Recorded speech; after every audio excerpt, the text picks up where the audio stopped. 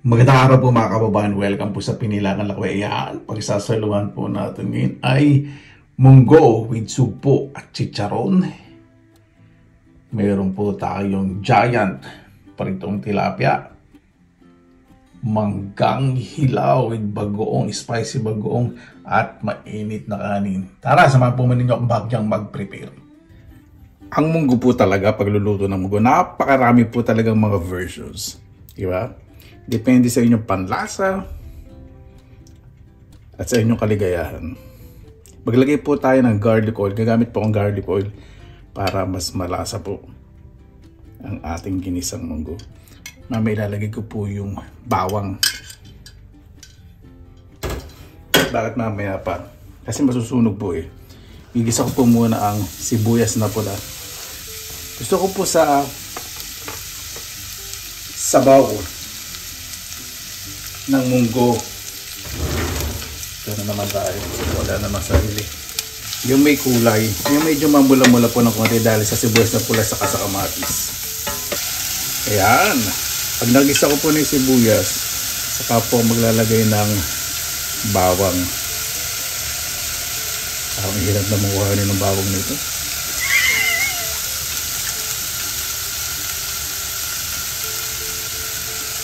Yun. Mas malasa po ito. Kung bisadong munggo na to.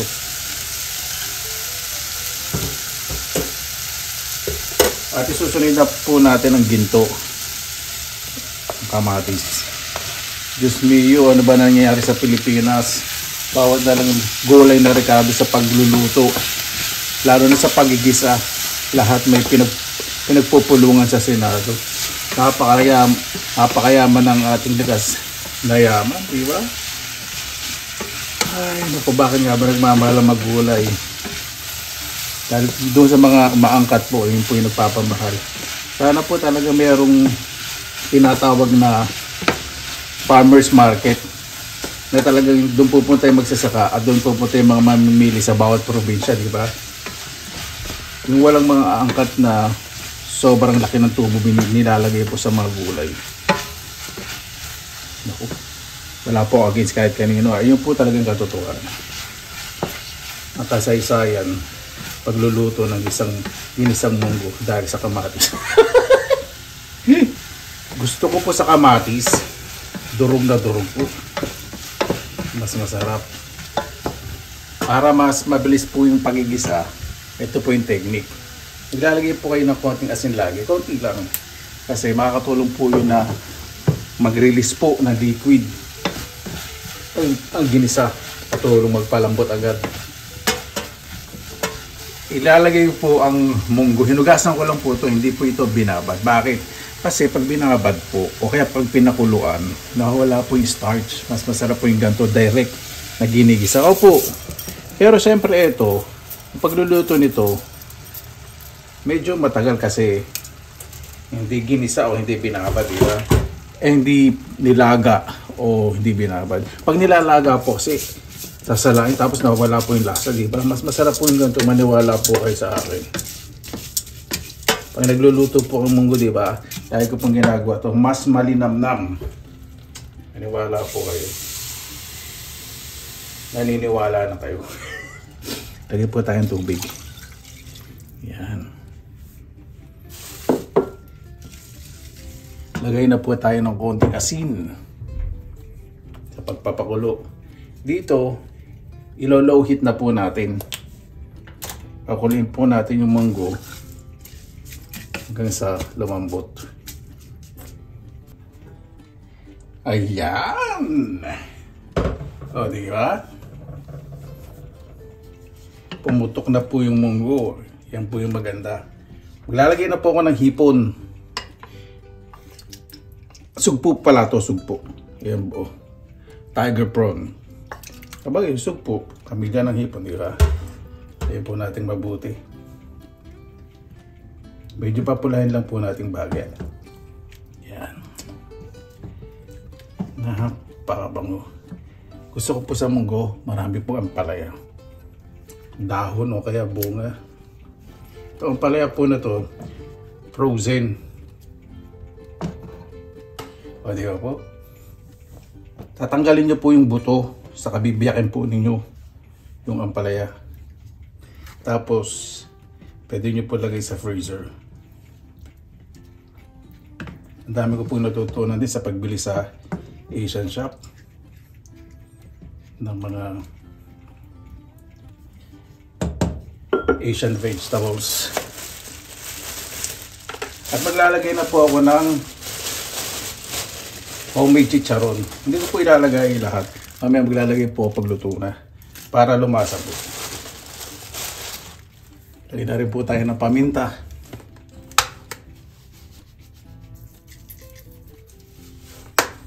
Ito po yung maganda kapag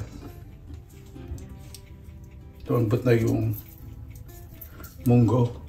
Lagyan pa tayo ng konti kasi tinikman ko medyo matabang. Ayan. Gawin lang po natin ng dahan-dahan. Mix po natin maayos para mas masarap. Yung chicharon po, absorb po niya yung liquid, yung mga flavor, di ba? Kaya mas masarap. Maintain lang po natin sa low heat. Ito lang po natin yung hipon sa yung ampalaya. Naaamoy ko na po ang linamnam. Ayan. Ayos na po pala, hindi na ako magdadagdag ng chicharon. Baka mamaya magmukhang palabok sa sobrang. O, diba? Ganyan yun po yung gusto kong luto sa ampalaya. Ayoko po ng overcook. Okay na po yan. Ayan! Napakaganda po ng pagkakaprito sa ating giant tilapia. Panuprito po ng tilapia. Kahit hindi po deep fried. Inaganyan ko po. Pag deep fry po kasi sa pipritin ko yun, sayang ang mantika, di ba? Kapag magpiprito po kayo ng tilapia, pagulungin nyo po sa harina. Konting asin, paminta o kung anong pampalasa ang ilalagay po ninyo. Tapos itaktak po ninyo bago nyo iprito para hindi matalsik. Saka yung apoy po masyadong malakas. Kasi pag malakas po, masusunod po yung harina na nakabalot po sa tilapia. O, di ba? Yan po magiging resulta kapag maayos. Yan, ready na po ang tilapia. Di ba napakagandang golden brown at crispy outside, soft inside. Ready na rin po ang ating mangga at bagoong. Kain na po tayo. Mabuhay yan! Maraming salamat na po sa Panginoon. Isama-sama na naman po tayo. Naway safe po ang lahat. Bago ba tayong isama-salawatan po muna natin ng Panginoon. Maraming salamat na po sa biyaya minigay niyo po sa amin sa araw na ito. Naway ang bawat isa po ligtas, lalo na po yung malalayo po sa kanilang mga mahal sa buhay. Maraming salamat po Panginoon. Kaya na po bahala po sa amin. Sinusuko na po namin sa inyo lahat sa kanila sa amin. Bisa na po natin.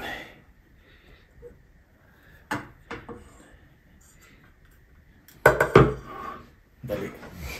Sisa po.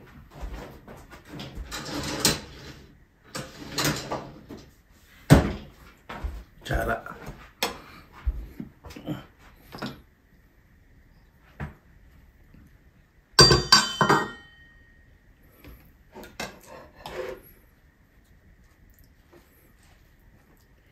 Ganyan po ang temperature, kakaiba na po. Ang weather din dito sa Finland. Ang temperature, plus. Nag-plus 4. Puro plus. Ang gantong buwan po ng taon dapat mas malamig, minus 10, minus 15, gano'n. Iba na po talaga panahon ngayon.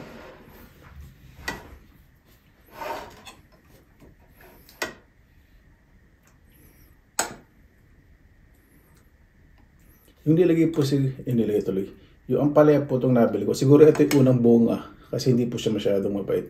Pag unang bunga po ng ampalaya itong malalaki, hindi po siya mapait.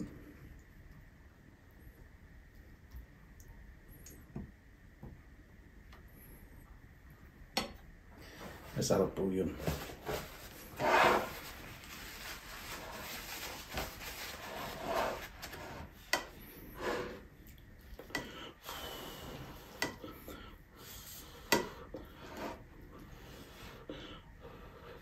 Diyan po sobra init pa nung karin.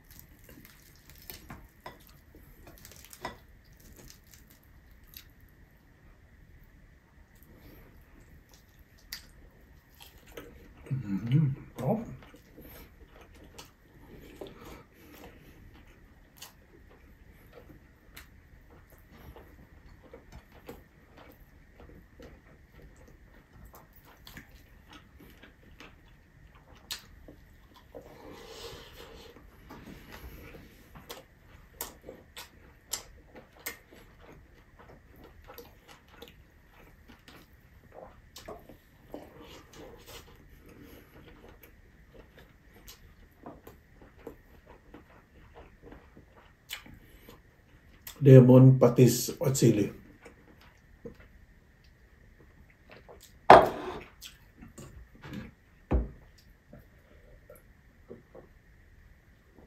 Ito po calamansi juice galing sa Pilipinas.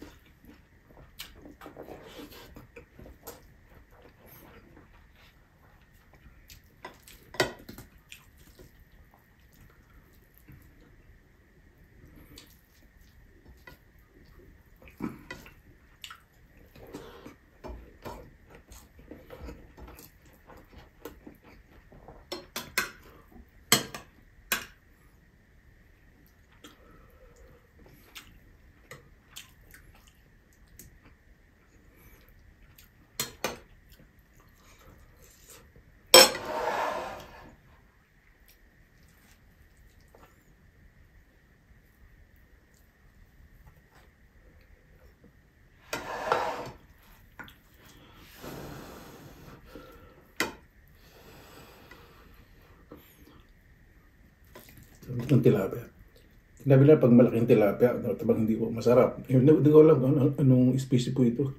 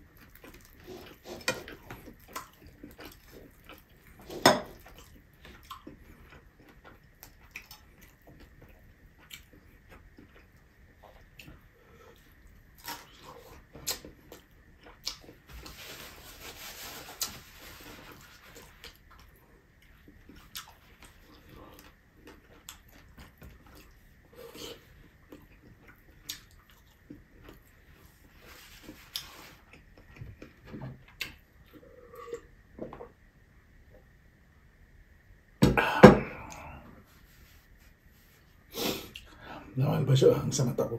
Nakagat ko po yung sili dito sa manga.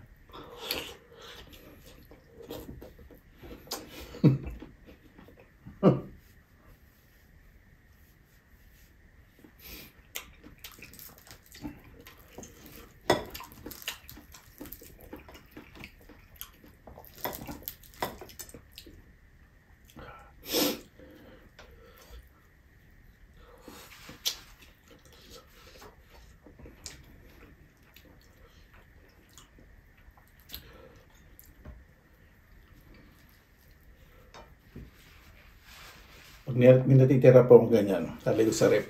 Tapos pagkakayo po minsan piniprito ko po ulit para hindi masira.